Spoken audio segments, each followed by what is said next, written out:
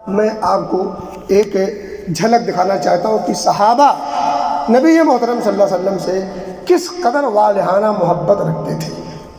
حضرت سعد بن ربیع یہ بڑے مشہور صحابی ہیں۔ بیعت عقبہ ثانیہ میں بھی انہوں نے بڑا اہم کردار ادا کیا تھا اور انصار کے نقیبوں میں سے ایک تھے۔ نبی اکرم صلی اللہ علیہ وسلم کے ساتھ غزوات میں شریک رہے، بدر میں بھی تھے اور احد میں بھی تھے اور احد میں شہید ہو گئے۔ اب ذرا ان کی آپ صلی اللہ علیہ وسلم کے کئی والہانہ محبت کی ایک جھلک سمجھیے اور اندازہ کیجیے۔ جب پورا غزوہ ختم ہو گیا، لڑائی ختم ہو گئی، مشرکین واپس ہو گئے اور اب مسلمانوں نے اپنے زخمیوں اور اپنے شہیدوں کی خبر لینا جب شروع کی، اکٹھا کرنا شروع کیا کہ اب زخمیوں کی ذرا خبرگیری کی جائے اور شہیدوں کو اکٹھا کیا جائے تاکہ آگے کی کارروائی مکمل ہو سکے۔ اسی موقع پر سمجھیے گا پوری جنگ ختم ہو چکی ہے، جیت کر کے پھر ایک بار ہارنے کی کگار پر بھی پہنچا۔ اس کے بعد بہرحال نتیجے کے طور پر یہ جنگ مسلمانوں کے حق میں رہی، مسلمانوں کو فتح حاصل ہوئی۔ آخر میں نبی مکرم صلی اللہ علیہ وسلم ایک روایت کے حساب سے ابی ابن کعب رضی اللہ تعالیٰ عنہ کو اور ایک روایت کے حساب سے زید بن ثابت رضی اللہ تعالیٰ عنہ کو حکم دیا کہ زید یا ابی ابن کعب ذرا جاؤ سعد بن ربیع کی خبر لے کے آؤ، جاؤ ذرا چیک تو کرو کہ سعد بن ربیع ہیں کہاں اور کس حال میں ہیں۔ ہاں جب جانا اور ملاقات ہو جائے، دکھ جائیں تو انہیں میرا سلام کہنا۔ کون کہہ رہا ہے؟ کس کو؟ کوئی تو بنیاد ہوگی، کوئی تو وجہ ہوگی۔ نبی محترم صلی اللہ علیہ وسلم اپنا سلام پہنچوانا چاہ رہے ہیں۔ صحابی پہنچتا ہے اور کہتا ہے کہ ڈھونڈتے ڈھونڈتے، چکر لگاتے لگاتے شہیدوں کی جہاں کچھ شہید موجود تھے، جہاں زخمی موجود تھے، انہی زخمیوں کے بیچ میں میں نے سعد بن ربیع رضی اللہ تعالیٰ عنہ کو بھی پایا اور بالکل عین آخری عالم میں تھے۔ کہہ رہے جب میری ملاقات ہوئی اور جب میں نے سعد کو دیکھا اور بتایا کہ نبی نے مجھے بھیجا ہے تمہاری خبرگیری کے لیے اور انہوں نے تمہیں سلام کہا ہے اور پوچھا ہے کہ ذرا پوچھ لینا اب تم اپنے آپ کو کیسا پا رہے ہو، اس وقت تم کیا محسوس کر رہے ہو، کیا فیلنگ ہے تمہاری۔ جب اس صحابی نے آپ کا سلام پہنچایا اور یہ خبر دی کہ یہ پیغام بھی ساتھ ساتھ دیا ہے تو انہوں نے ان کو بھی سلام کیا اور نبی اکرم صلی اللہ علیہ وسلم کے سلام کا جواب بھی دیا اور کہا مجھے میرے بارے میں میرے محبوب کو بتا دینا کہ میں جنت کی خوشبو پا رہا ہوں۔ نبی کا سوال کیا تھا؟ ذرا پوچھ لینا کہ اب تم اس وقت کیا محسوس کر رہے ہو۔ کہا جا کے بتا دینا کہ میں جنت کی خوشبو محسوس کر رہا ہوں۔ یہ حالت کب پیدا ہوئی؟ یہ شہادت گہے الفت میں قدم رکھنا ہے۔ لوگ آسان سمجھتے ہیں مسلمانوں کا، جان دے رہے ہیں، اہل و عیال سے دوری کا وقت بالکل قریب آ چکا ہے، آخری وقت ہے۔ آگے جو جملہ کہا ہے ادھر غور کرنے کا ہے۔ انہوں نے کہا جاؤ میرا بھی سلام کہنا اور میری طرف سے ہی نہیں بلکہ تمام امت مسلمہ کی طرف سے انہیں جزاک اللہ خیر بھی کہنا، اور ہاں بتا دینا کہ میں جنت کی خوشبو پا رہا ہوں۔ اور دیکھو یاد رکھنا انصار سے بھی میرا سلام کہنا، جو اصحاب مصطفیٰ ہیں، جو جانثاران مصطفیٰ ہیں صلی اللہ علیہ وسلم، انہیں بھی جا کر کے میرا سلام۔ یہ پیغام دیکھیے گا، پورے خطبے کا نچوڑ یہی ہے، انصار سے میرا سلام کہنا اور سلام کہنے کے بعد انہیں کہنا کہ اگر تم میں سے کسی ایک بھی شخص کی آنکھ ہلتی ہے یعنی زندہ ہے، اگر تم میں سے کوئی ایک شخص بھی زندہ اور باحیات ہے اور میرے نبی تک، میرے محبوب تک کوئی دشمن پہنچ گیا تو پھر اللہ رب العزت کے پاس تمہارا کوئی عذر قابل قبول نہیں ہوگا۔ یہ پیغام کون دے رہا ہے؟ کس سچویشن میں دے رہا ہے؟ ذرا غور کریں، زندگی کی آخری گھڑیاں ہیں اور موت و حیات کی کشمکش میں ہے اور شہادت کا جام پینے کو بالکل تیار ہے، اس وقت اگر کسی چیز کی فکر ہے تو وہ فکر مصطفیٰ ہے۔ بیوی، بچے، مال، دولت، اہل و عیال، اعزت و اقربا، دنیا بھر کی کسی چیز کی کوئی فکر نہیں۔ اگر اس وقت اس جانثار مصطفیٰ کا ذہن و دماغ میں اگر کوئی چیز چل رہی ہے تو وہ کیا ہے؟ مجھے میرا پیغام میرے دوستوں تک، میری قوم تک پہنچانا اور کہہ دینا کہ اگر میرے نبی تک کوئی دشمن پہنچ گیا تم میں سے کوئی باحیات ہے تو پھر رب العالمین کی نگاہ میں تمہارے پاس کوئی عذر باقی نہیں بچتا۔ یہ ہے جھلک صحابہ کی۔ اور بتا دوں میں، جس وقت صحابی نے سعد بن ربیع کو دیکھا تھا تو دیکھنے والا کہتا ہے کہ 70 سے زائد زخم، 70 سے زائد تیر و تلوار اور خنجر لگے ہوئے تھے۔ آپ سوچیں 70 سے زائد تیر و تلوار اور خنجر جس کو لگے ہوئے ہوں، اور وہ جب بولے تو پھر کیا بولے؟ محبوب کے بارے میں بولے۔ میں پوری ریل گھما رہا ہوں، ہماری بھی تو کوئی ذمہ داری ہے۔ ابھی تک تو آپ بڑے غور سے سن رہے تھے، اب سر جھکا لیں گے، ادھر سے سن کر کے ادھر سے نکال دیں گے اور چلے جائیں گے، بات ختم۔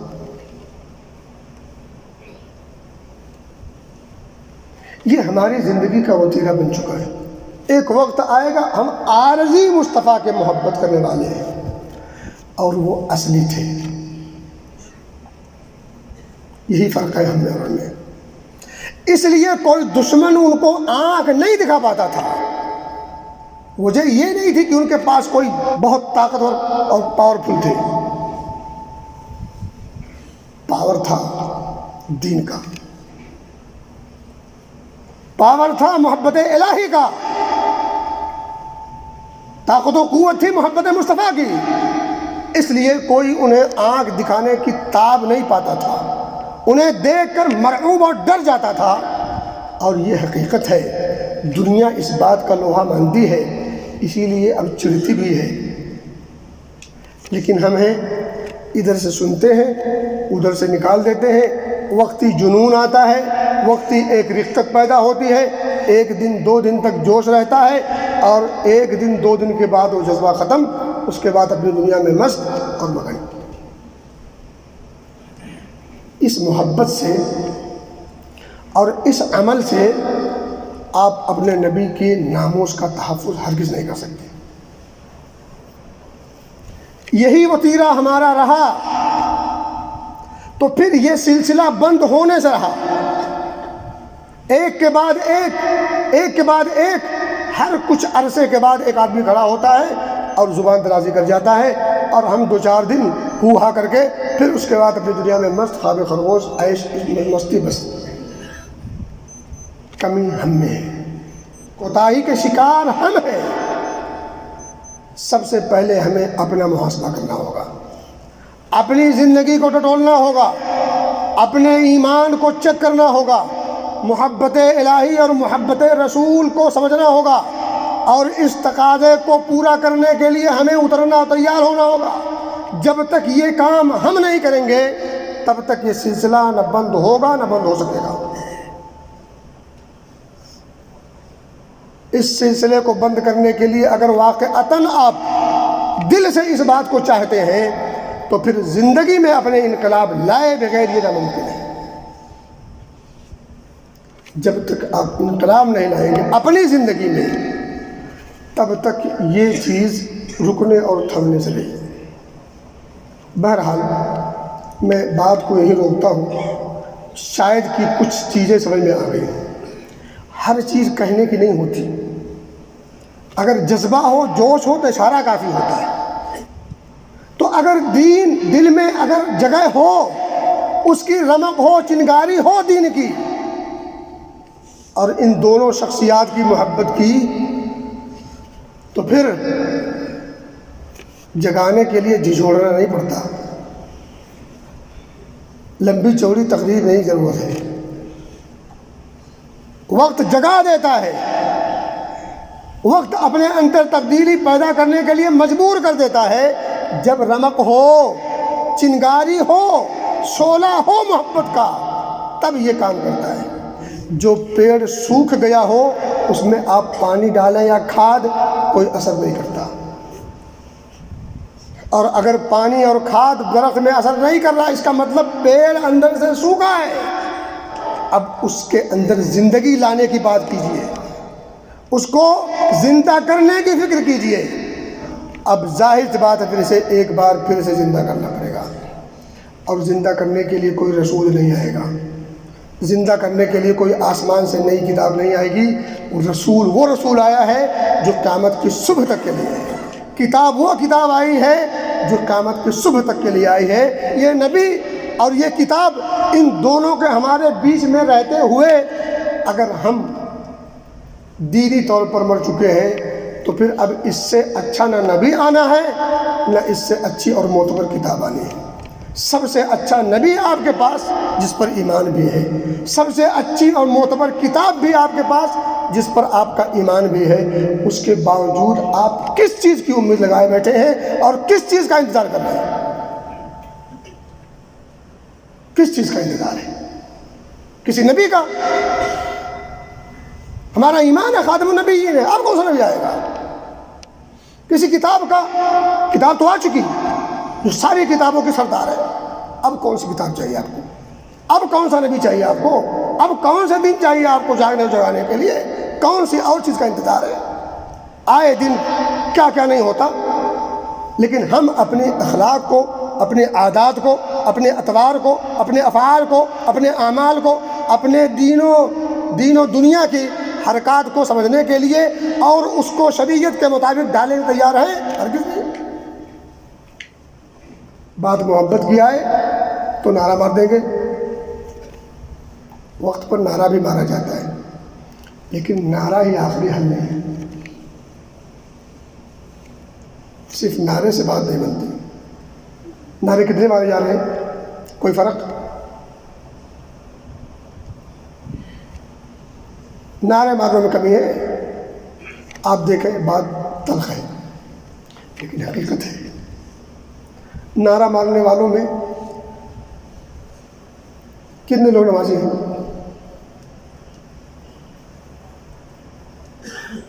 نعرہ مارتے وقت اذان ہو جائے کتنے لوگ اذان کا جواب دیتے ہیں؟ اس میں کوئی ہے جو نبی کا شہدائی نہیں؟ اس محفل میں ہے کوئی جو نبی کا شہدائی نہیں، جو نبی کے نام پر جان دینے کے لیے تیار نہیں؟ سب ہے، سب نبی کے شہدائی، سب نبی کے نام پر جان دینے کو تیار، اللہ کی قسم سب ہاتھ اٹھا دیں گے بھی۔ لیکن کیا نبی کی سیرت کو ماننے کے لیے بھی تیار ہیں؟ نبی کی تعلیمات کو پڑھنے کے لیے تیار ہیں؟ نبی کے اسوے کو، نمونے کو اپنی زندگی میں اپنانے کے لیے تیار ہیں؟ نبی کی سیرت کو پڑھا کبھی؟ نبی کی چاہت کو پرکھا کبھی؟ نبی کے چاہت کے حساب سے اپنے آپ کو اتارا کبھی؟ نبی کو جو چیز ناپسند تھی اس کو ناپسند سمجھا کبھی؟ ٹائٹس کمال یہ ہے، ایک انسان جس کے لیے جان دینے کو تیار ہو، اس کی سنت پر عمل کرنے کو تیار نہیں۔ یہ فلسفہ میری سمجھ نہیں آتا، عجیب فلسفہ ہے۔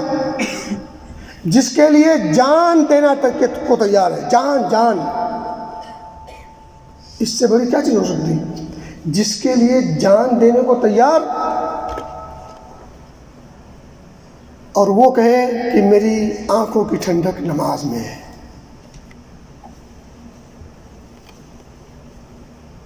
وہ کہے میری آنکھوں کی ٹھنڈک نماز میں ہے، اس نماز کے لیے ہم تیار نہیں، جان دے تیار ہیں۔